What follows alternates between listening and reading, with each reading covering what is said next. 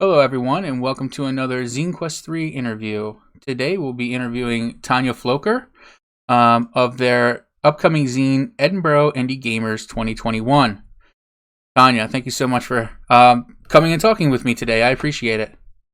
Thank you very much for having me on, John. It's really lovely. Absolutely, that is not a problem. I know time zones can be a little tricky, so thank you for working with me. Um, I know that it's probably starting to turn nighttime where you are, and it's just the middle of the day here for me. Yeah, but it was like the original time, so we try and line it up was quite funny because it's like, oh, I'll be asleep then, you'll be awake then. Yeah, yeah. The first interviews that I did were for a couple people that were in Australia, and they're 16 hours ahead of me. So I'm up at like the wee hours of the morning, and it's like a brand new, completely different day, and it's just like the middle of the day where they are. Uh, oh, that's what we're doing here. Yeah. But again, thank you for joining me. And before we get into the zine, let's go ahead and why don't you just tell me a little bit about yourself and more importantly, your zine is a little bit different, like we talked about before the interview. As there's a lot of collaborators, and it's more promoting a group as well. If you want to talk about that. Yeah, so myself, I'm Tanya Floaker. I've been gaming for over 30 years. I've been involved in running like regular games clubs. I've founded clubs and done all sorts. Most like most people who've been gaming that sort of length of time. But Edinburgh has at the moment a club called Edinburgh Indi Gamers, and we have a specific sort of there's two parts to it. The first part is it's a club specifically for playing small press and indie games, because I feel like a lot of us all like if you go to a con or you're looking online or you're in your friendly local game store, eventually some small press game will catch your eye, and it'll just be like you and maybe a couple of the people you know tops that are like really into trying it out, but you can't get a full group together. And so having a club space where rather than like focusing on the big games, we can get together and try out the small finds that we've all made. Really sort of special in that front. The other sort of part of it is that um, we've worked really hard to make it an inclusive space. We work hard on sort of ensuring it's both physically and economically accessible to people, and that basically there's a real welcoming environment and there's a real supportive environment, and that's where the sort of zine comes in at the moment, because we've all been in the middle of a global pandemic, and we've been gaming together a lot more. We took all activities online really quickly. It was February last year. Everything we just pulled it all online. We had a sort of Discord server ish, I think, set up by that point, but it had only just been done. We were mainly organizing when we weren't at the club. We were just chatting through Facebook and sort of other closed off sort of ring fenced parts of the internet. But because of the pandemic, we've sort of pulled it all online.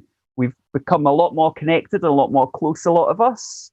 We've managed to keep gaming with some people who've had to leave the country or be like, disappear to other parts of the world. And we realized that we've all been helping each other out, like keeping that social contact alive, helping each other with our sort of creative endeavors, even though we're sort of isolated in some ways. A lot of us like design our own games on the side. A lot of us do play testing for games that you probably picked up at shops around about you, that kind of thing. And so this zine came about as an idea of, well, Zine Quest is coming up and it sounds fun. Like Zine Quest is a kind of fun, exciting event, especially for the sort of indie games calendar. It's like there's going to be 200 games coming out in this 10-day sort of the first 10 days, and Hmm. they're all going to be about a tenner each, like $10 or £10, whatever. And so it's all a bit sort of like picking out your favorite little nuggets from this sort of like sea of creativity. And we sort of had the idea that, well, what if we put together our own zine? And rather than it just being one person at the club sort of leading on it, if we each put in a little bit of our own creativity and our own sort of aspect of how we engage with the club. So we've ended up getting 3 full games, 5 articles, and even some art and some poetry that's all going into it. And with that, we also have effectively just we've got like someone at the club's a really professional layout designer. We've got someone, myself, doing sort of the Kickstarter side of things and the fulfillment side of it because I've got experience with that. And it's all just came together really sort of as a fun, sort of natural project that's going to express the club as it stands here now at the start of 2021. Yeah, and I commend that 100%. We talked a little bit before I hit record, and talking about Rollers of Relay in particular, and that space of inclusivity, and just a place where people can be who they want to be, no judgment pass, anything like that, and the creativity that comes out of when you feel completely free. It is. I mean, I've read short stories that just blow me away by people who just do that for fun.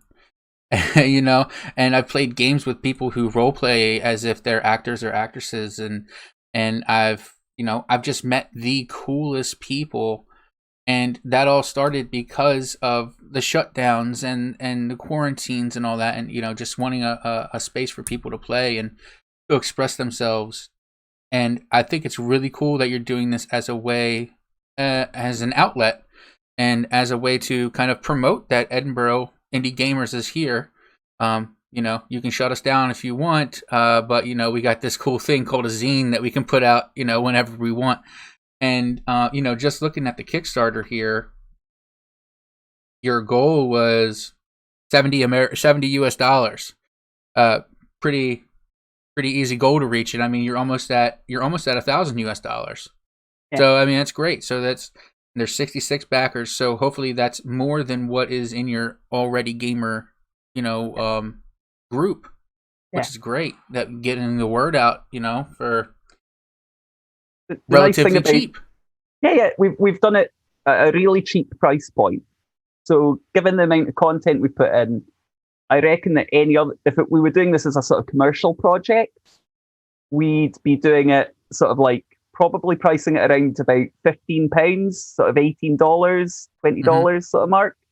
That seems to be what other zines in this sort of like volume are doing. But like I mentioned, the economic access is a big thing for us. We don't have any sort of charges for coming to the club, no fees, and so the same sort of idea applies here, that we've tried to keep it as low as we could go while still raising a little bit of funds for the club, because there's things we'd like to do in the future to improve the club and to improve the space. But the idea of keeping it cheap and keeping it accessible, it's sort of like once we've actually fulfilled the Kickstarter, we're going to put out the PDF. Normally you'd pay for the PDF, or like you'd get the PDF and it'd be quite like it would be charged after that. We're going to put out the PDF of it for free.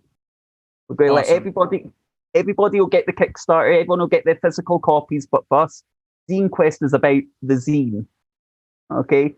And the digital version of that, after the fact, everyone can see this and use what we've got. Have some good games off the back of it, if nothing else. And then the physical copies, as well as the sort of £5 or like $4 or $5, whatever that comes to, for a physical copy, we're doing community copies, which is quite common. But normally the community copies are the PDF. So we're not doing that. The PDF's free. Our community copy pool is for physical copies that we will send out to you. So if you're skint, if you're on low income, if you missed out somehow because of life circumstances, because we're all in a bit of a pickle, like you can get a copy, it will still be there. I think that's really, really, really cool. I think that's really cool.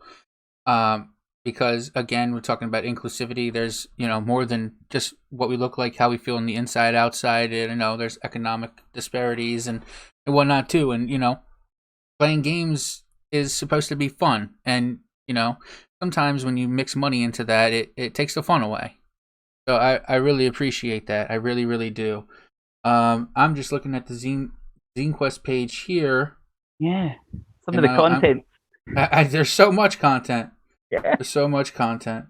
And the artwork that I'm seeing here, it says it's a fairy silhouette in front of a ball of magical energy. That is beautiful. yeah. Absolutely beautiful.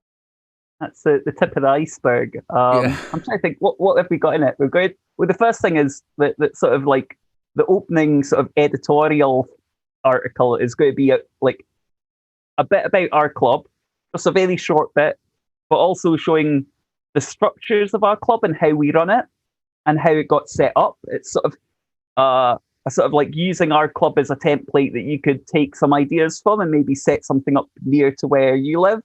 Like we'll all be coming out of lockdown eventually, and when we do, hey, that club looked cool. How can we do something similar? Like they're calling that coming to a town near you.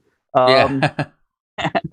Yeah, there's 3 games I mentioned. One of them is called In the House Solo. So one of our members, Jane Ditchfield, has came up with this game where it's all about Calvin McAllison. I'll get that right. Taking on the Damp Rascals, inspired by a game, inspired by a film with a very similar name to the game. So, In the House Solo, nudge, nudge, wink, Yeah. wink. Yeah. Yeah, there's The Good Life, which is by James Harding, who's actually award-winning writer here when he's not doing gaming. And basically, it's a tarot-based story game where the players collectively tell the story of a life from birth till death. And it's to span an entire lifetime. Very cool. With all the twists and turns. So there's one main focus character, and that's in one session. And the final one of the games is it's called Realization Dawning, and it's a game about angels in the city, or are they angels? There's maybe ambiguity there, and it's inspired by the film Wings of Desire, which is a sort of German film. You can go look up and watch a trailer for. And the designer is actually Gregor Hutton, which isn't like a big name. But if people know 316, Carnage Amongst the Stars, or some of his other games, Best Friends or Remember Tomorrow, he's sort of carved a little niche. It's one of the sort of like, I guess, one of the Forge game sort of era designers. And he basically is local and said he'd go into his hard drive and see what he had. And he came back to us with this. And we're all looking forward to see all 3 games, I expect. So, yeah. Yeah. Not only games, but there's looks like there's some poetry in here. Mm-hmm. We have some art. Yeah. There's other gameable articles. One of my favorites is the idea that instead a sort of encounters article about creating encounters that rather than being ambushed by a wandering monster, it's something that hits you emotionally. So I think it's getting called like chance encounters more likely to end in tears than blood. The example that was given during when it was pitched was like, imagine you're out and about trying to do your adventure, and then you run into your ex and then you partner, and and the sort of awkwardness and maybe the sort of emotional hit that you take because of that. And I thought that's quite nice because we've all been ambushed by like D6 goblins, but sort of like D3 ex partners appear and confrontation. God help us. God help us. Maybe it goes well, but maybe it's a bit sad. Yeah. There's a sort of more comic piece. Nobody expects the indie police. and it's sort of like an investigation into whether games on your shelf are insufficiently indie. Um, I'm sure there's going to be one or two people on Twitter that don't like us afterwards, but it's completely tongue in cheek. I've seen some of the ideas from it, and it got me laughing. So as long as you don't take yourself too seriously, it's a really good laugh. Too Um, mainstream to be indie. yeah. Like, does your game use dice? Which dice? How many dice? How often? Like, Yeah. sort of Yep. like, this is a borderline case. We should keep an eye on it. And like you say, there's going to be some art, some poetry. And an article on sort of how to share the cognitive load and be more inclusive as a games master or a facilitator at the table.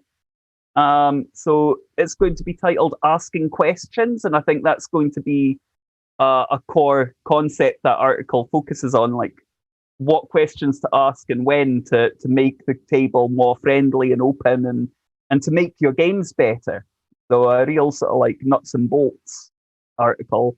And Gertie, who is a writer on the Geek Native blog, which some of your viewers might have seen. He's doing a top 10 of all the game indie releases that came out in 2020. So from his own perspective, it's not representing the whole club, but he'd shown us out the list and we've had a good argument about it already. So all in the best possible way. But I think that's about everything. Yeah, some poetry, some art. There we go. That's a lot. That's a lot. How many pages are you anticipating? Well, it has to come in under 100. Oh, yeah. I think it's going to be about like the 70 to 80 mark, somewhere around Wow. about. Yeah, it's going to be a chunky piece. Might be a bit under because that would be if I was doing the layout. I'm estimating that, but James, who's doing the layout, is exceptional at the work, and I think we'll actually make it a really professional looking piece. So yeah. Yeah, I mean, 75 to 80 pages, and for the price point, I'll let you go over the rest, but I mean, this is pretty amazing to me, that all that work from this group of people. Estimated number, how many people are in your group? Oh, we've got we have a quite open group policy, so I guess we've got a core of people who would like get involved in organizing discussions of about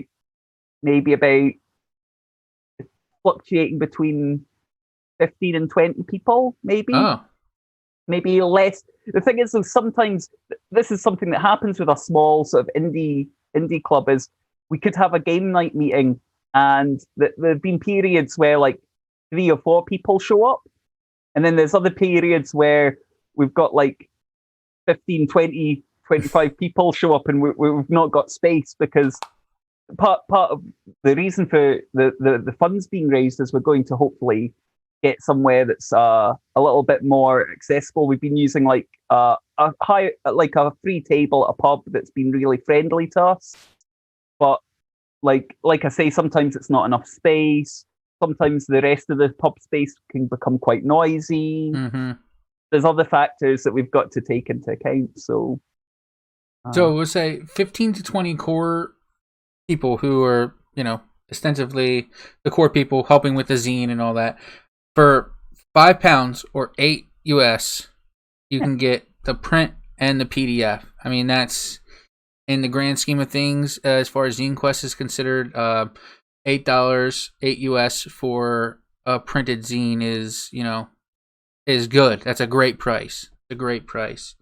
and if folks want to put more money in, it's going straight into the club. Okay, Yeah. just keep it coming. Yeah, so I'm looking at it right now. Like I said earlier, you're $11 shy of 1,000 US, which is amazing.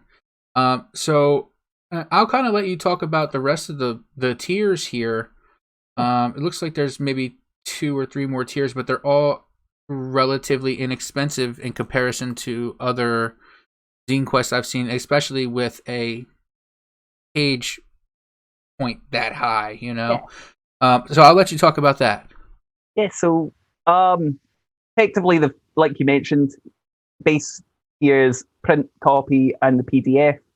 The next one up is for £8, so probably around about $10. That gets you the print copy, the PDF. It also puts in one physical community copy into our community copy pool, and we're going to have a little launch party. So we'll invite you probably onto our Discord server. We'll have laid it out for having several events, and it'll be like a very small mini con. We'll have maybe some of the authors of different articles going over them. We'll have a couple of events, games being played, like open discussions on topics that are of interest. Like maybe the one on sort of sharing cognitive load as a facilitator, that kind of thing. And then so we're actually going to announce the date after we've wrapped the Kickstarter, because we want to get everything wrapped up. Mm-hmm. Under us, once it's off at the printers, we'll set a date for that with a timetable. And then the next level up is for £10, so probably about $12, maybe up to about $15 ish. And that gets you all the above, plus a really nice gloss laminate sticker. We're going to pick one of the nice that what we collectively decide is one of the nicer pieces of art in the zine. They're all lovely, but pick one of them and make a really lovely gloss laminate sticker that we can pop in the zine before we send it to you, and you can pop it on anything you like. Nice. And yeah, and like I said, all three of those tiers are relatively cheap. And I mean, the lowest tier, the most inexpensive tier is $8. I mean, that's nothing. Do you anticipate, or have you seen any kind of issues with shipping outside of the UK? Yeah. As soon as Brexit hit, like most people using Kickstarter or trying to even just sell anything, we right away seen the sort of hike in prices for shipping things.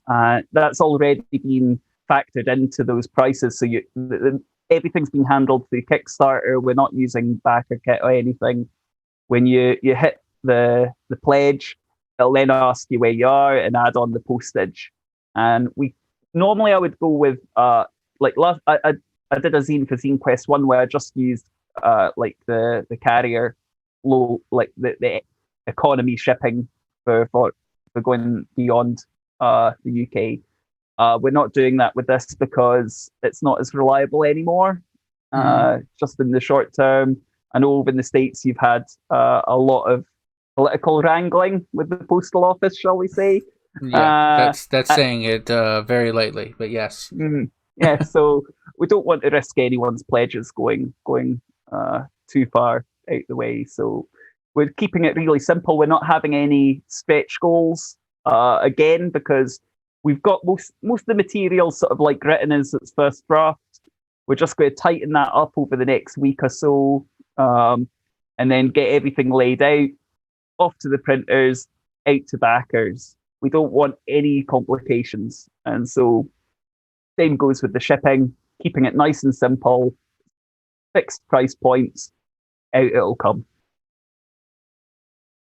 As you were talking, I just backed the £10 range, Thanks.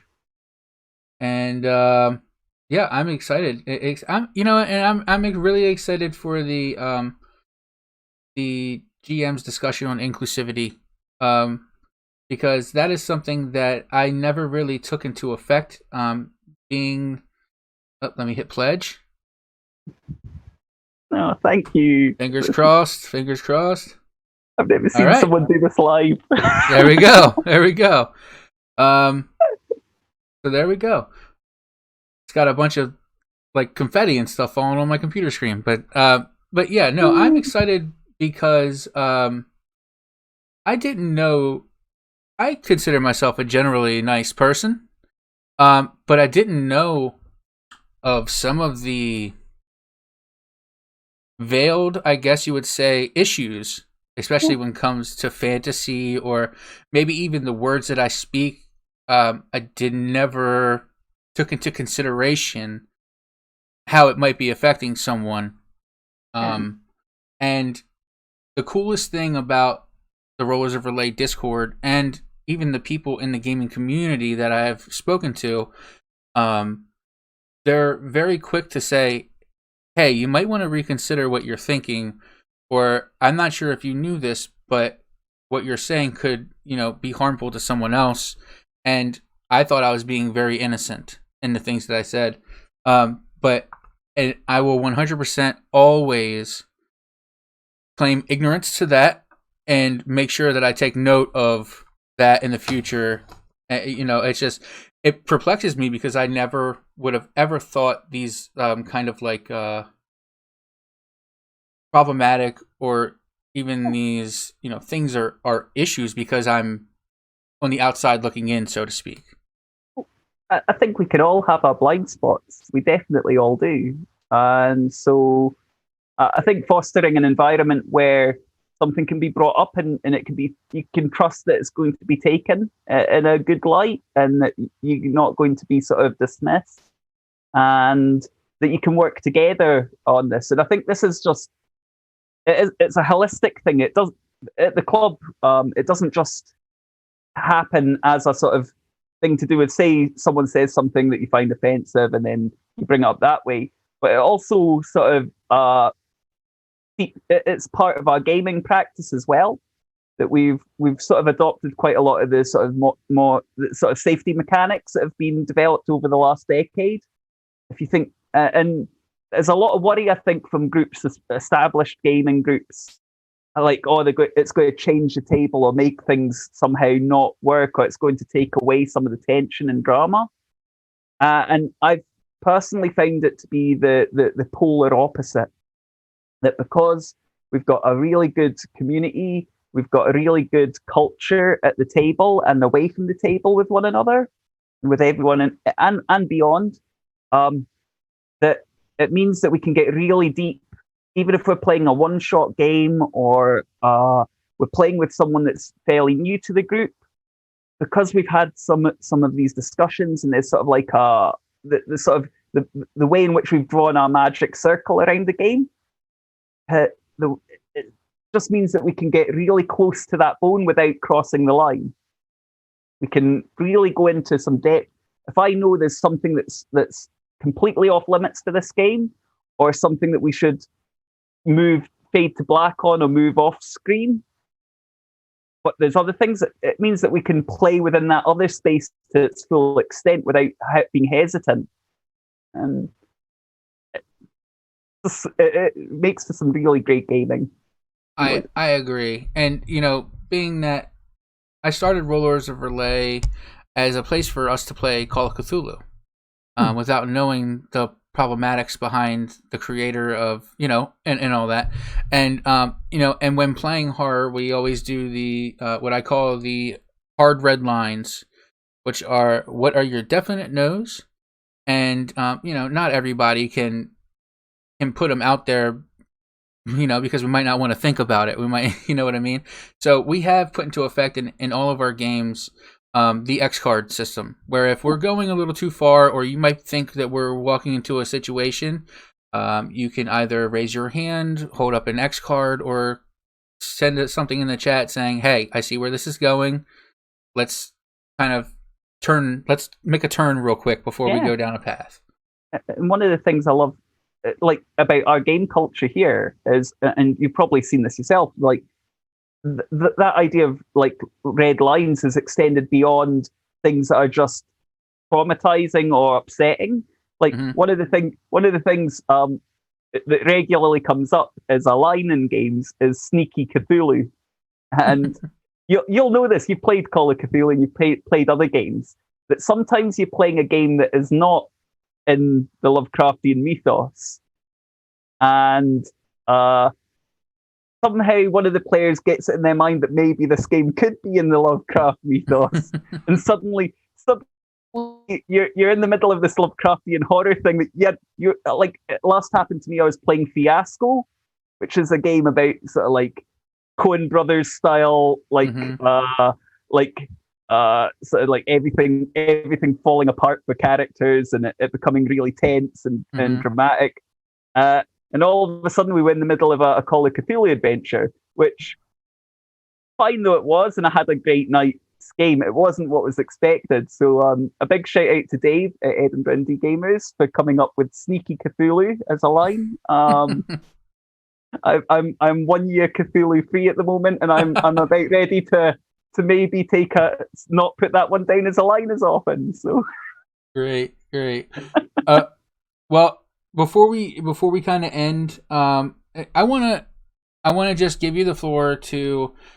You can promote anything and everything you want. The floor is completely yours. Nothing is off. Nothing is out of bounds. and, well, because this is a sort of collective project, I'm not going to promote anything myself or any one member in particular. I'd say go onto our Kickstarter page and just take a look down. Even if you're not wanting to pledge or if you've not got the money of that, keep us in mind because we'll send you a copy. And also share about the link. It could be a big help. The other thing is take a look in the updates section because in that update section, we've been highlighting other projects that we think either deserve a little bit of a boost or from creators that are normally marginalized within gaming communities. And so we want to see some of their projects do well. So there's a lot of things there that some of them Kickstarter campaigns and some of them beyond Kickstarter things over an itch or things people are doing separately that maybe you could take a wee look at that you wouldn't have seen otherwise. All right. We'll definitely. Obviously, we're going to put the link in the description for you, both in the video and podcast form. I also want to extend an invite to you and anyone else in the Edinburgh Indie Gamers group to please come over to our Discord. We'd love to talk to you. We'd love to bounce ideas off of you and vice versa. Play games with you all. Anything and everything, because it's funny that your group has this idea because about a week or two ago I had proposed the idea of us and as Rollers of Relay as a group to put out some short stories that were awesome, like plot points for cool scenarios that people can kind of take and run with, because the talent inside the Discord is just people need to see the talent that people have, I Yeah, feel. yeah, absolutely. And it's actually a lot simpler, a lot easier, and like I said, our goal for getting this printed was really low because if you actually aren't looking to make if you're not needing to put bread on the table with a Mm-hmm. project like this, you can actually pitch it really low. It's a fun thing for the club to do. And at the end of the day, you sat there with a zine with stuff that you've printed, and you know that someone somewhere else is getting some enjoyment out of it as well. So I 100% agree. I 100% agree. And if you'd like, I'll send you the Discord invite. You're welcome to share it in your please, Discord as well. I would love to join your Discord, so I would like the yeah, invite to that, and I will yeah, share it within my Discord. Because I think that there are a lot of like-minded people inside the Rollers of Relay Discord that would love to chat with people from another country who have the same kind of ideals and the same kind of thoughts that we all share here. Um, so before we kind of end, I want to say thank you. If anyone listening would like to know more about the Rollers of Relay, they can visit our Linktree page. It's linktr.ee/Rollers of Relay, where you can find all the social medias, the Discord invites, the podcast feeds, all that stuff on there. But Tanya, thank you so much. I look forward to my physical copy. I'm a physical copy guy. I love holding it in my chubby little fingers. And I hope the best and nothing but success for you and your gaming group. and the same for everyone over at the Rollers of Relay. Thank you very much for having us on. Great. Thank you so much. Thanks. I know.